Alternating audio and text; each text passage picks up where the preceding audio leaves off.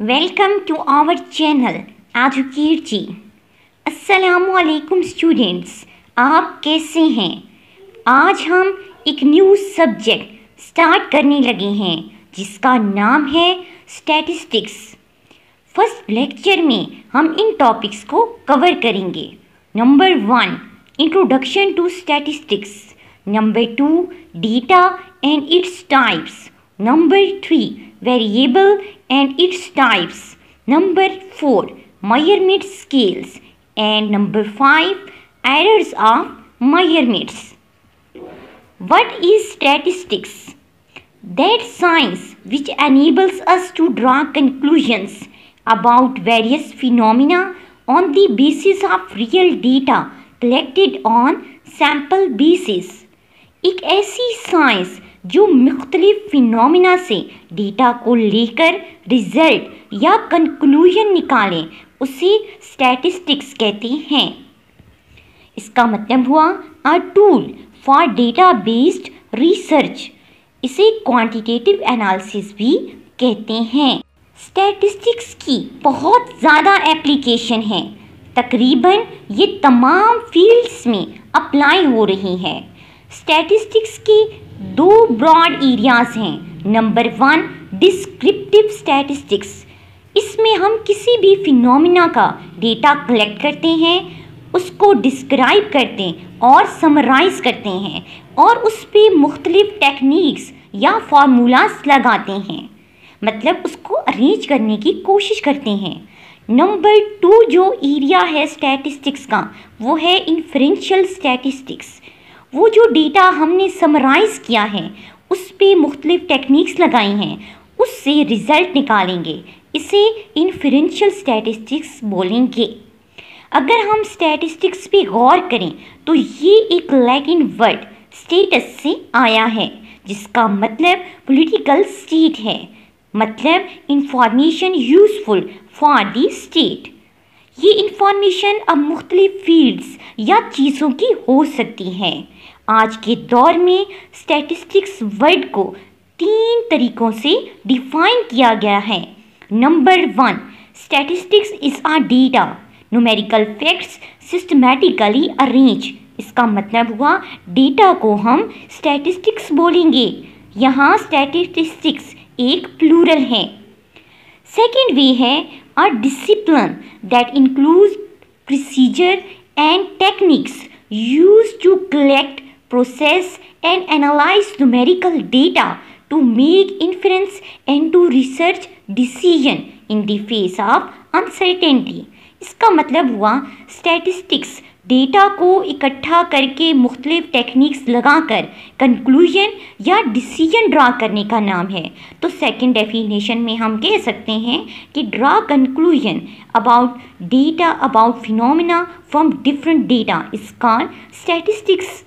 यहाँ पे स्टैटिस्टिक्स एक डिसीजन के लिए इस्तेमाल हो रही है, तो ये एज आ सिंगुलर इस्तेमाल होगी। थर्ड है statistics are numerical quantities calculated from sample observation.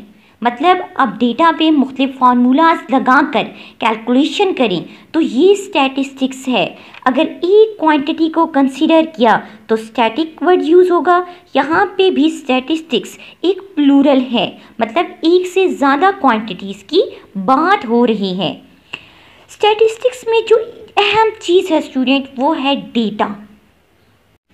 Data एक लैटिन वर्ड है जिसका मतलब है those that are given. The singular form is datum. मतलब अगर एक चीज़ या सैंपल की बात करें तो डेटा के बजाय हम डेटम वर्ड भी इस्तेमाल करेंगे। डेटा को ऐसे भी डिफाइन किया जा सकता है, results of observation is called a data. अब डेटा की 2 टाइप्स हैं, quantitative data and qualitative data. Quantitative data जो न्यूमेरिक फॉर्म में जो न्यूमेरिकल डेटा है उसको क्वांटिटेटिव डेटा बोलेंगे। जैसे हाइट, अब इसको हम न्यूमेरिक फॉर्म मतलब 5.6 फीट 5.1 इंच, ठीक है, इस तरह मेजर कर सकते हैं, ठीक है। तो ये value quantitative कहलाएंगी।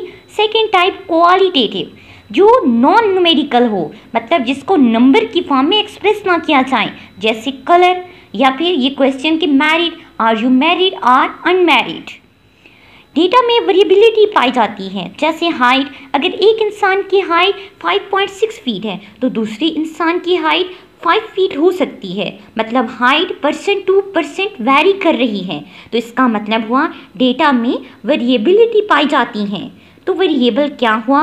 Are characteristics that varies with an individual और an object is called a variable. Variable भी दो तरह के हैं, quantitative variable and qualitative. Quantitative जिनको हम न्यूमेरिकली एक्सप्रेस कर सकते हैं, क्वालिटेटिव जिनको हम न्यूमेरिकली एक्सप्रेस नहीं कर सकते। वेरिएबल की 2 टाइप्स हैं, एक है कॉन्टिन्यूअस वेरिएबल, एक है discrete variable. Number 1 continuous variable. इसकी एग्जाम्पल ये है कि अगर आप एक शख्स की हाइट को मेजर करना चाहते हैं और आपके पास एक स्केल है वो फीट में है और आपने मेजर किया, वहाँ पर हाइट आई है 5 फीट। अब एक और स्केल है उसमें पॉइंट की वैल्यूज़ भी हैं, वहाँ से मेजर किया तो 5.6 फीट आई है। नेक्स्ट एक और स्केल लिया, वो फ्रैक्शन को और ज़्यादा मेजर कर सकता है, 5.65 फीट आ गई है हाइट। तो इसका मतलब ये हुआ कि ये कॉन्टिन्यूअस वेरिएबिलिटी चल रही है, तो ये वेरिएबल कॉन्टिन्यूअस वेरिएबल कहलाएगा। A variable if it can take on any value fractional or integral within a given interval, it represent measurement data। इसीलिए इसे मेजरेबल वेरिएबल भी कह सकते हैं, क्योंकि ये मेजर कर सकता है या मेजर वैल्यूज़ के लिए होता है। सेकेंड है स्टूडेंट डिस्क्रीट वेरिएबल। ये काउंटिंग वेरिएबल है, मतलब इसकी वैल्यूज़ फ्रैक्शन में नहीं हो सकती। जैसे 2 सिस्टर्स हैं। A discrete variable is one that can take only a discrete set of integers or whole number, जैसे 0, 1, 2, 3 and so on, which is the values are taken by jump or break, मतलब इनकी values में ख़ास distance होता है, इसीलिए इसको counting variable भी कहते हैं। A discrete variable represent count data। Measurement के लिए 4 स्केल्स इस्तेमाल होते हैं कि इनके ज़रिए हम मेजरमेंट करते हैं। Number 1 nominal scale, the classification और grouping of the observation into mutually exclusive qualitative categories और classes is said to be constitute a nominal scale. Qualitative data को ग्रुप्स में क्लासीफाई करने के लिए नॉमिनल स्केल इस्तेमाल होता है, जैसे स्टूडेंट में मेल और फीमेल को अलग कर दें। Second scale is ordinal or ranking scale. It includes the characteristics of a nominal scale and in addition has the property of ordering or ranking of measurement. ये भी क्वालिटेटिव वैल्यूज़ को एक order की बुनियाद पे क्लासीफाई करता है, जैसे स्टूडेंट के बिहेवियर में गुड, फेयर और पुअर। अब ये एक तरतीब से या ऑर्डरिंग या रैंकिंग की फॉर्म में आएंगे। नेक्स्ट स्केल है स्टूडेंट इंटरवल स्केल। अब ये क्वांटिटेटिव वैल्यूज़ के लिए इस्तेमाल करेंगे। A measurement scale possessing a constant interval size और distance but not a true zero point. अब एक ख़ास इंटरवल या वैल्यूज़ में डिस्टेंस से इनको मेजर करने के लिए हम ये स्केल इस्तेमाल करते हैं, लेकिन यहाँ पर कोई भी वैल्यू एग्जैक्ट ज़ीरो नहीं होती। जैसे अगर आप टेम्परेचर की बात कर रहे हैं, ठीक है, तो यहाँ पर टेम्परेचर की बात करें तो टेम्परेचर कभी भी दर्जा हरारत फ़िज़ा में ज़ीरो नहीं हो सकता एग्जैक्ट, वो -10 हो सकता है या ज़्यादा कर सकता है, कम हो सकता है, एग्जैक्ट 10 वैल्यूज़ ज़ीरो वैल्यूज़ नहीं आ सकती।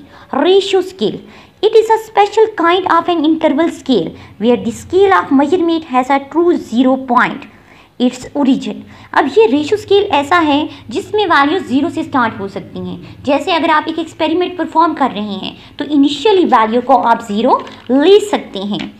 रेशियो में और इंटरवल में सिर्फ 0 का ही फ़र्क है। मेजरमेंट्स करते हुए अनसर्टेनिटी भी आ सकती है, इसे एरर्स ऑफ मेजरमेंट कहते हैं। फ़र्ज़ करें हमने एक वैल्यू मेजर की है x और ट्रू वैल्यू जो है वो x प्लस ई है, तो difference x plus e minus x is equal to e आया है, ये एब्सोल्यूट एरर होगा। अगर एब्सोल्यूट एरर को ट्रू वैल्यू, मतलब जो ट्रू वैल्यू क्या है हमारे पास x प्लस ई है, उससे डिवाइड कर दें तो ये रिलेटिव एरर कहलाएगा। और अगर रिलेटिव एरर को 100 से मल्टीप्लाई करो तो ये परसेंटेज एरर होगा। वैसे एरर्स की 2 टाइप्स हैं, एक बाइस्ड एरर, एक ऐसा एरर जो इनएक्सपीरियंस पर्सन मतलब इंसान की लापरवाही या इंस्ट्रूमेंट जो हम इस्तेमाल कर रहे हैं, जो स्किल ले रहे हैं, उसमें फॉल्ट होने की वजह से आए, उसे बाइस्ड एरर कहते हैं। सेकेंड टाइप रैंडम एरर, ये एक पर्सन की हाइट को अगर बहुत ज़्यादा लोग मेजर कर रहे हैं और सबकी वैल्यूज़ में सेम आपके पास डिफरेंस आ रहा है तो हम इसे कहेंगे रैंडम एरर।